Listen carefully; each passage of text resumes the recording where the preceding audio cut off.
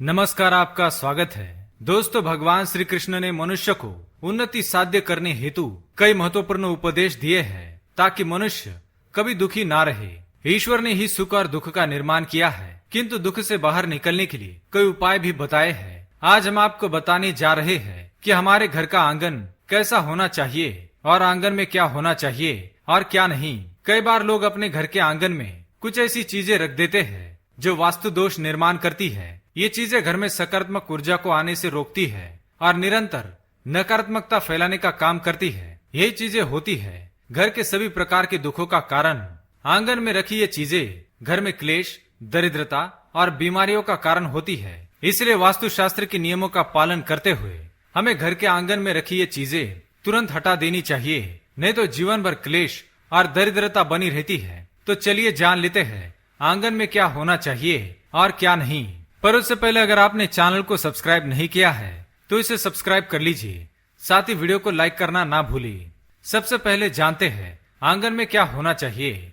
दोस्तों, वास्तुशास्त्र के अनुसार घर में छोटा सा ही क्यों न हो, आंगन अवश्य होना चाहिए। इसी से हमारा घर संपूर्ण होता है। बिना आंगन का घर दुख और दारिद्र्य देने वाला माना गया है। अगर आप भी अपने आंगन में ये चीजें रखते हैं तो इससे आपके घर में सकारात्मकता बनी रहेगी और आपके घर में देवी देवता वास करेंगे।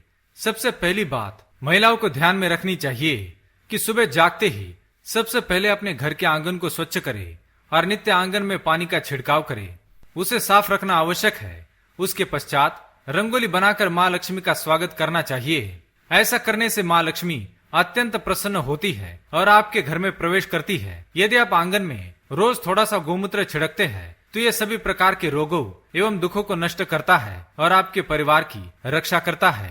दूसरी बात, भगवान श्री कृष्ण को तुलसी का पौधा अत्यंत प्रिय है और ये माँ लक्ष्मी को भी सबसे अधिक प्रिय माना जाता है। घर के सामने आंगन में तुलसी का पौधा अवश्य होना चाहिए। तुलसी के पौधे के बिना घर संपूर्ण माना नहीं जाता। तुलसी का पौधा हमारे घर में नकारात्मक शक्तियों को प्रवेश करने नहीं देता और सुख समृद्धि बनाए रखता है। तीसरी बात, इसके साथ ही घर के आंगन में पशु पक्षियों के लिए जल एवं खाद्य का प्रबंध अवश्य ही करना चाहिए और इसका बहुत ही शुभ प्रभाव पड़ता है। इसी से घर की आर्थिक स्थिति मजबूत होती है। तो आइए आप जानते हैं आंगन में क्या होना नहीं चाहिए। दोस्तों, हमारे घर के आंगन में गड्ढा या कीचड़ होना बड़ा ही अशुभ माना गया है। ये शोक कारक होता है, इसलिए घर के सामने गड्ढा या कीचड़ रहने ना दे।